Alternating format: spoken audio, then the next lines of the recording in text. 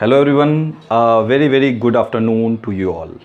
Dear friends, you are watching your very favorite YouTube channel English with Abhishek Thakur, and this is Abhishek Thakur. First of all, I am very much apologetic to all my subscribers and viewers because I could not upload videos on a regular basis because of some unavoidable circumstances. For that I am very regretful, but I promise you from now I will upload videos on a regular basis. So in this video we are going, as usual, we are going to take 5 questions based on common errors, and these questions have been asked in different competitive exams, and by the mean of these questions we are going to learn English grammar, the rules of English grammar. So let's start and take the first question. So dear students, the first question is before us on the board, and we have to find out if any error in any part of the sentence. You should be always grateful to your mentor. Hindi meaning भी जानते हुए चलेंगे जिससे कुछ concept clear हो जाए कि लिखा क्या है आखिर में. इसकी मीनिंग हुई कि आपको हमेशा अपने जो मेंटर हैं, मेंटर की मीनिंग होती है गाइड, टीचर, शिक्षक, मार्गदर्शक, उनके प्रति आभारी होना चाहिए. Grateful to your mentor. तो आप पहले सोचो कि कहाँ क्या एरर है, उसके बाद मैं बताता हूँ. और यहाँ पे एक चीज़ समझो कि ग्रेटफुल टू, ये ग्रेटफुल आभारी इसके बाद टू आता है, वो तो सही है. ग्रेटफुल टू, इस चीज़ को कुछ ऐसे प्रिपरेशंस हैं उसको याद करने होते हैं, वर्ड के साथ फिक्स्ड होते हैं. ग्रेटफुल टू, तो वो सही है. तो कहाँ एरर है बताओ. You should part A, be always grateful part B, मैंने ऑब्लिक से अलग अलग पार्ट कर दिया है. To your mentor part C, और उसके बाद नो एरर. तो आपने डिसाइड कर ही लिया होगा, चेक कर ही लिया होगा. यहाँ पे एरर है पार्ट बी में, ये ग्रेटफुल वर्ड गलत है. एक्चुअली ये वर्ड है ही नहीं. डिक्शनरी में गूगल में सर्च करो ग्रेटफुल वर्ड है ही नहीं, और जनरली लोग ये ऐसा लिखते हैं. I will be very grateful to you for this, ऐसा लिखते हैं. स्पेलिंग पे ध्यान दीजिए, स्पेलिंग गलत है. स्पेलिंग सही करेंगे सेंटेंस सही हो जाएगा. तो ग्रेटफुल की स्पेलिंग ये नहीं होके होती है ये GRATEFUL, ग्रेटफुल. तो जब हम ग्रेटफुल की जगह इस स्पेलिंग की जगह ये स्पेलिंग लिखेंगे तब हमारा सेंटेंस सही हो जाएगा. तो पार्ट बी में वर्ड से रिलेटेड एरर है. चलो लेते हैं question number 2. So question number 2 is before us on the board, that is, several guests noticed Mr. Sharma collapsing in his chair and gasping for breath. Part A oblique तक, collapsing in his chair part B and gasping for breath part C, उसके बाद no error. बताओ क्या कोई error है यहाँ पे. देखो एक एक करके मैं देखता हूँ. Several guests noticed mister Sharma, इसमें कोई एरर नहीं. सिंपल पास्ट का सिंपल सेंटेंस है. उसके बाद ये सेवरल एडजेक्टिव है, इसके बाद प्लूरल नाउन आता है, आया ही है. उसके बाद कोलैप्सिंग इन हिज चेयर, ये भी सही है. ये भी बात आपको समझना है कि कोई सेंटेंस दिया है कॉमन एरर निकालने के लिए, तो ज़रूरी नहीं कि इंडिविजुअली ही हम देखें. इंडिविजुअली भी देख सकते हैं, अलग अलग पार्ट को भी देख सकते हैं, और एक साथ भी देख सकते हैं. तो कोलैप्सिंग जो है यहाँ पे ठीक है. इसकी मीनिंग ये होती है, मीनिंग निकालने से भी बहुत कॉन्सेप्ट क्लियर होता है. इसकी मीनिंग होती है कि कई सारे गेस्ट, सेवरल की मीनिंग होती है कई सारे गेस्ट्स ने मिस्टर शर्मा को अपने चेयर में कोलैप्सिंग होते हुए देखा. कोलैप्सिंग की मीनिंग, कोलैप्स की मीनिंग होती है ढहना, बिल्डिंग जैसे कोलैप्स कर जाती है. या आप शेयर मार्केट में भी आप देखते हैं कि कभी कभी सुनते होंगे कि ये शेयर मार्केट कोलैप्स कर गया. तो ढहना की मीनिंग मतलब कि वो बेहोश होना आप कह सकते हैं. जैसे चेयर में बैठे हैं तो और वो बेहोश हो रहे हैं, ढह रहे हैं, मतलब कि गिर रहे हैं, उसमें गिर गए, बेहोश हो गए, कह सकते हैं. Collapsing in his chair and gasping for breath, chair में वो उनको बेहोश होते हुए देखा और सांस के लिए परेशान होते हुए देखा. गैस्पिंग फॉर ब्रेथ मतलब सांस लेने के लिए हाँफते हुए देखा, ऐसा सांस. ठीक है. तो इसमें एरर आप में से कुछ लोग सोच रहे होंगे कि सर पार्ट बी में कोलैप्सिंग के बाद इन में प्रॉब्लम है इन his chair, on his chair होना चाहिए, अपने कुर्सी पर, कुर्सी में नहीं। ऐसा भी सोच रहे हैं? तो यदि आप ऐसा सोच रहे हैं तो आप गलत सोच रहे हैं।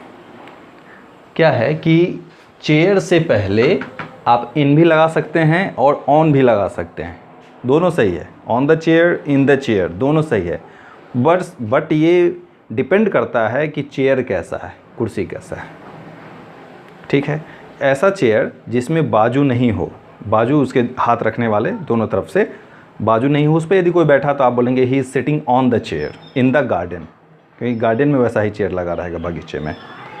ठीक है, लेकिन जो ऑफिशियल चेयर होती है जिसमें बाजू लगा होता है, तो वहाँ पे हम इन द चेयर कहेंगे, क्योंकि वो एक तरह का दायरा है, एक तरह का लिमिटेशन है, पीछे से बाउंड्री है, दोनों तरफ से बाउंड्री, तो वहाँ इन हो जाएगा। He is sitting in the chair in the office. बात समझ में आ रही है? तो चेयर के पहले ऑन आएगा या इन आएगा, ये डिपेंड करेगा कैसा चेयर है उस पर। तो यहाँ पे क्लियर नहीं है कि कैसा चेयर है, तो हम इसको गलत नहीं कर सकते। हो सकता है वो बाजू वाला चेयर रहा हो, अच्छा चेयर रहा हो, तो इन यहाँ पे सही है।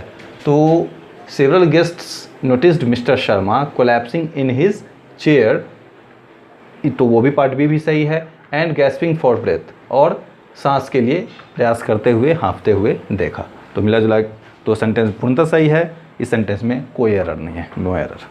चलो लेते हैं question number 3rd। So dear students, the third question is before us on the board, that is the furnitures has become old and rusty.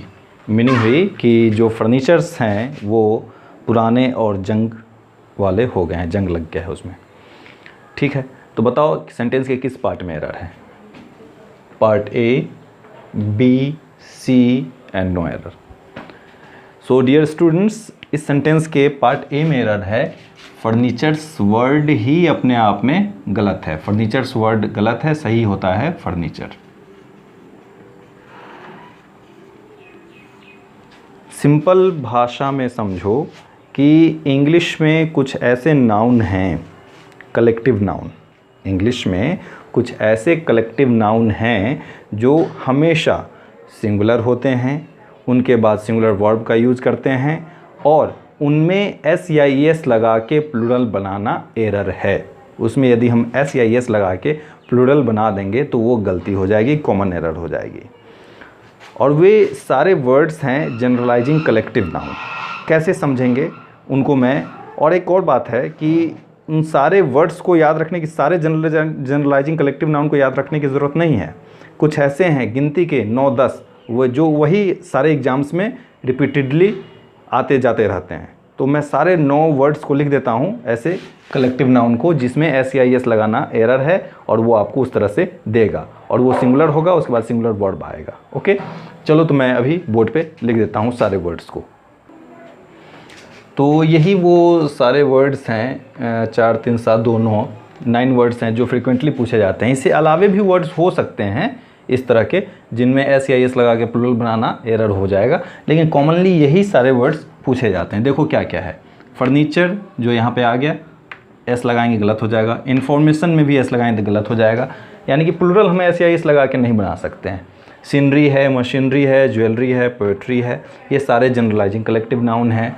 Luggage है, बैगेज है, नॉलेज है, इसमें एस या एस लगा के प्लूरल बनाना गलत है, और ये सारे सिंगुलर हैं। इनके साथ सिंगुलर वर्ब का, हैज का यूज़ करेंगे, इज का यूज़ करेंगे, जैसा सिचुएशन होगा वैसा। ठीक है, तो इसे याद कर लो। Furniture, information, scenery, machinery, jewellery, poetry, luggage, baggage, knowledge, ये फ्रिक्वेंटली पूछे जाते हैं, इसलिए मैंने इसे बोर्ड पे लिखा। तो आप इसमें, इस सेंटेंस में यही एरर है। अब लेते हैं question number 4th। So the question number 4th is before us. I may not be able to attend to the function. बताओ कहाँ एरर है, किस पार्ट में। मीनिंग हुई कि मैं फंक्शन, कोई ख़ास फंक्शन की बात हो रही है इसलिए द लगा है, तो मैं उस फंक्शन की चर्चा पहले से हो चुकी है, तो मैं फंक्शन को अटेंड करने में सक्षम नहीं भी हो सकता हूँ। मतलब संभावना बता रहा है कि मैं नहीं भी इस फंक्शन में अटेंड हो सकता हूँ। तो बताओ कि आई मे नॉट बी एबल, यहाँ तो कोई एरर नहीं है, मॉडल है, उसके बाद नॉट है, उसके बाद वर्ब के फर्स्ट फॉर्म है, ठीक है, एडजेक्टिव है, उसके बाद टू अटेंड 2 + B1 ये भी सही है, टू द फंक्शन ये भी अपने आप में सही है, लेकिन जब सीरीज़ लगाएंगे पूरा तो एरर हो जाएगा यहाँ पे। टू ये फालतू है, सुपरफ्लुअस है, इसकी ज़रूरत ही नहीं है, इसकी जगह कुछ नहीं आएगा। कुछ ऐसे वर्ड्स हैं इंग्लिश में जिनके बाद प्रिपोजिशन नहीं आता है, लेकिन दूसरे सिचुएशन में आ सकता है। समझो क्या है कि attend the function, attend the party, ठीक है, अटेंड द मीटिंग होती है। अटेंड के जब किसी फंक्शन पार्टी मीटिंग को अटेंड करने की बात होती है तो वहाँ पे अटेंड के बाद टू नहीं आता है। लेकिन यदि हम अलग से इस पे बात करें अटेंड टू, तो ये एक फ्रेजल वर्ब बन जाता है जिसकी मीनिंग होती है ध्यान देना। Attend to the lecture that is being delivered by your teacher, उस लेक्चर पे ध्यान दो जो तुम्हारे टीचर के द्वारा दी जा रही है, लेक्चर दी जा रही है। तो अटेंड टू की मीनिंग होती है ध्यान देना। अटेंड के बाद टू आएगा, लेकिन जब उसकी मीनिंग निकलेगी ध्यान देना। और यदि अटेंड की मीनिंग सिर्फ निकलेगी कोई पार्टी फंक्शन अटेंड करना, अटेंड की मीनिंग अटेंड ही निकलेगी कि टू ज्वाइन कोई एनी पार्टी और फंक्शन, तो वहाँ पे हम अटेंड के बाद टू नहीं लगा सकते हैं। ओके, समझ में आ गई होगी बात। लेते हैं आज का last question. So the last question, question number 5th is before us, that is he is riding here since, sorry, so the last question, that is question number 5th is before us on the board. He is residing here since 1983. Sentence की meaning हुई कि वह यहाँ 1983 से 1983 से रह रहा है। तो बताओ, is there any error in the sentence? जी हाँ, आपने बिल्कुल सही पकड़ा। एरर है पार्ट ए में, इज की जगह होना है हैज़ बिन। ऐसा क्यों?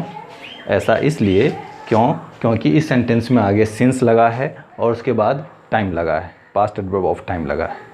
ठीक है, तो मैं आपको बताते चलूँ कि सिंस या फॉर किसी सेंटेंस में लगा हो और उसके बाद कोई टाइम लगा हो या कोई पीरियड ऑफ टाइम लगा हो, तो उसके पहले का जो सेंटेंस होगा वो 4 ही टेंस हो सकते हैं।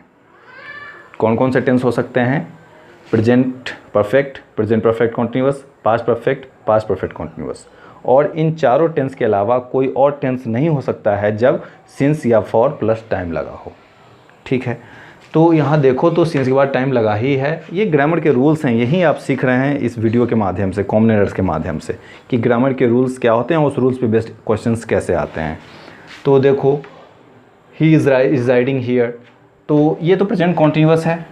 ही subject plus is am are plus word की फोर्थ फॉर्म, ये तो प्रेजेंट कॉन्टिन्यूअस है, तो ये तो यहाँ नहीं चलेगा क्योंकि आगे सिंस फॉर लग गया है। तो इस प्रेजेंट कॉन्टिन्यूअस को यदि हम प्रेजेंट परफेक्ट में चेंज कर देंगे, प्रेजेंट परफेक्ट कॉन्टिन्यूअस में चेंज कर देंगे, तो सेंटेंस सही हो जाएगा। He has been residing here since 1983। आप बोलोगे सर इसे हम प्रेजेंट परफेक्ट में भी डाल सकते हैं, डाल दोगे। प्रेजेंट परफेक्ट में हैज़ करोगे तो फिर इसको भी चेंज करना पड़ेगा, थर्ड फॉर्म लगाना होगा। तो इसके लिए ज़्यादा अच्छा है कि इसे हम प्रेजेंट परफेक्ट कंटिन्यूअस में डाल दें, क्योंकि सबको सेटिस्फाइड कर दे, सारे पार्ट्स को, जिससे हमारा सेंटेंस सही हो जाएगा। तो डियर स्टूडेंट्स, आशा और उम्मीद करता हूँ कि ये सेशन आपके लिए काफ़ी हेल्पफुल रहा होगा। और हम कल से फिर हमारी वीडियो आएगी। आप सबसे पहले चैनल को सब्सक्राइब कर लीजिए यदि आप नए हैं तो, और सब्सक्राइब करने के साथ साथ बेल आइकन दबाना बहुत ज़रूरी है, जिससे हमारे लेटेस्ट अपडेट्स आपके पास चले जाएं। वीडियो अच्छी लगी हो, हेल्पफुल लगे हो तो वीडियो को लाइक करें और दोस्तों के साथ शेयर भी करें। और यदि कुछ आपका फीलिंग्स है, कुछ कहना है, कुछ सुझाव है या कुछ प्रॉब्लम है, समझने में कुछ समस्या आई हो, तो उसे आप बेहिचक और बेधड़क कमेंट में लिखें। आपके कमेंट का इंतज़ार रहेगा हमेशा हमें। और आज के लिए इतना ही रखते हैं। Thanks for watching and good night, शुभ रात्रि, सब बखैर।